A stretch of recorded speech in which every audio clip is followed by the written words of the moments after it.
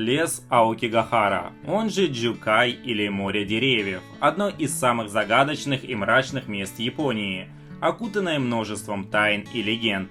Место, которое многие прозвали лесом самоубийц. Давайте разберемся, что же такое Аокигахара.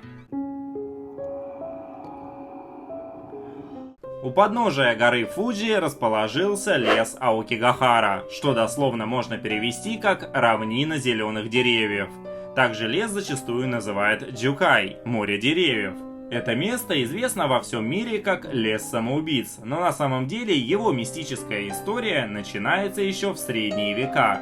В 864 году произошло сильное извержение вулкана Фудзи, который до сих пор является действующим, в результате чего образовалось лавовое плато размером в 40 квадратных километров. Позже на нем образовался лес Аокигахара. Из-за плотности лавовой породы корням не удается пробиться вглубь почвы, из-за чего деревья принимают странную форму, зачастую скрючиваясь между собой. Лес выглядит так, словно сошел со страниц фэнтезийных книг, в которых рассказывается о мистических местах, в которых живут различные монстры. Из-за странной формы деревьев, извивающихся словно волны, его как раз и прозвали Джукай – море деревьев. Также в лесу множество оврагов и глубоких пещер, в некоторых из которых лед не тает круглый год. Об этом смотрите в следующих моих видео. Но лес куда страшнее, чем может показаться. Некоторые японцы стараются обходить его стороной, и для этого есть множество причин. По преданиям, еще в средние века японцы относили в лес немощных стариков или ненужных детей, оставляя их там умирать. Плотность насаждения деревьев не позволяла крикам о помощи уйти за пределы леса, и люди умирали наедине с собой.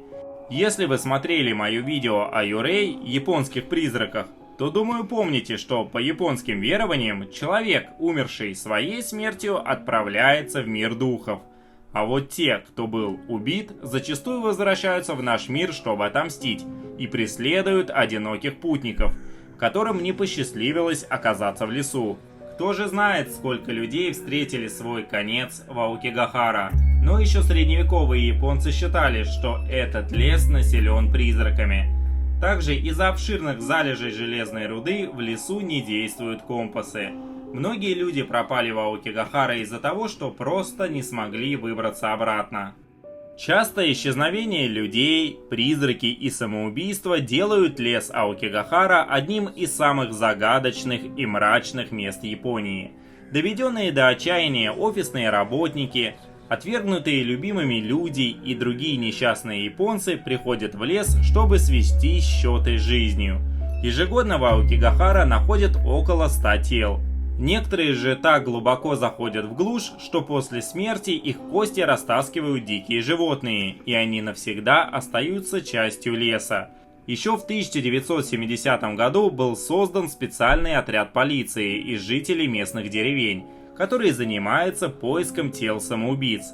Каждый год количество найденных тел растет, а после выхода в 1993 году книги «Полное руководство по самоубийству» за авторством Ватару Цуруми популярность леса только возросла. В книге, которая продалась тиражом 1,2 миллиона копий, лес Аокигахара предлагался как прекрасное место, чтобы умереть, и слабые духом восприняли это как призыв. Около некоторых тел самоубийц находили книги Ватару Цуруми. Одним из самых популярных способов свести счеты с жизнью является повешение и медицинские препараты. По этой причине в ближайших магазинах от Аокигахары не продаются никакие предметы, которые могли бы использовать самоубийцы. Персонал этих магазинов уже научился вычислять людей, которые приехали не красотами полюбоваться, и при первых подозрениях звонят в полицию.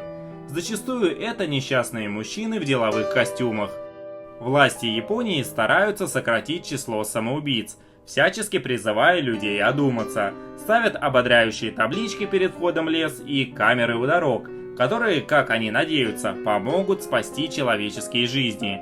Одна из таких табличек гласит: «Ваша жизнь является бесценным даром от ваших родителей. Подумайте о них, о ваших братьях и сестрах и о ваших детях. Вы не должны страдать в одиночку. Позвоните нам 220110». Такие меры не сильно помогают, и количество самоубийц в лесу растет каждый год. В лесу есть дорожки для туристов и специальные маршруты, и никто не рекомендует углубляться в лес, а некоторые вообще советуют держаться от него подальше. Посетители Аокигахара говорят, что если сойти с тропы, то на земле можно найти личные вещи самоубийц, а хрустнувшая под ногами ветка может оказаться костью человека. Но это в природе людей любить такие мистические и загадочные места, поэтому популярность Аокигахара неизменно растет. Любители пощекотать себе нервы приезжают в лес ночью, и некоторые утверждают, что им удалось заснять привидение. А некоторые никогда не возвращаются и остаются в лесу навсегда.